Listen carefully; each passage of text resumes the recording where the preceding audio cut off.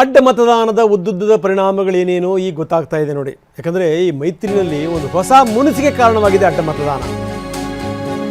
ಇವರೊಂಥರ ಹೇಳ್ತಾರೆ, ಅವರೊಂಥರ ಹೇಳ್ತಾರೆ. JDSನವ್ರ ಪ್ರಕಾರ ಇಲ್ಲ ಅಡ್ಡ ಮತದಾನ ಜಾಸ್ತಿ ಮಾಡಿರುವಂಥವ್ರು BJPಯವರು ಅಂತ, BJP ಹೇಳೋ ಪ್ರಕಾರ ಇಲ್ಲ ಅಡ್ಡ ಮತದಾನದಲ್ಲಿ ಜಾಸ್ತಿ ಪಾತ್ರ ಇರೋದು JDSದು ಅಂತ. BJP ಏನು ಹೇಳುತ್ತೆ? ಸತ್ಯಶೋಧನಾ ವರದಿ BJPಯಿಂದ 3+1 ಅಂದರೆ ಅಸಿಂಧುವಾದಂಥ ಮತ, 3+1 4 ಇದು.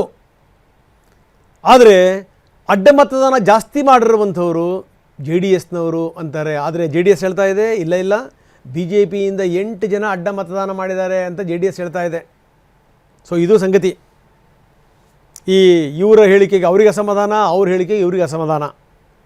ಸುಮ್ಮನೆ ನೀವು ದಾಖಲೆ ಇಲ್ಲದೇ JDS ಹೆಸರು ಪ್ರಸ್ತಾಪ ಮಾಡಬೇಡಿ ಅಂತ JDS ನಾಯಕರು ಹೇಳ್ತಾ ಇದ್ದಾರೆ. ಸುಮ್ಮನೆ ನೀವು ಅನುಮಾನ ಸೃಷ್ಟಿ ಮಾಡಬೇಡಿ ಅನ್ನುವಂಥದ್ದು ಅವರ ಮಾತು.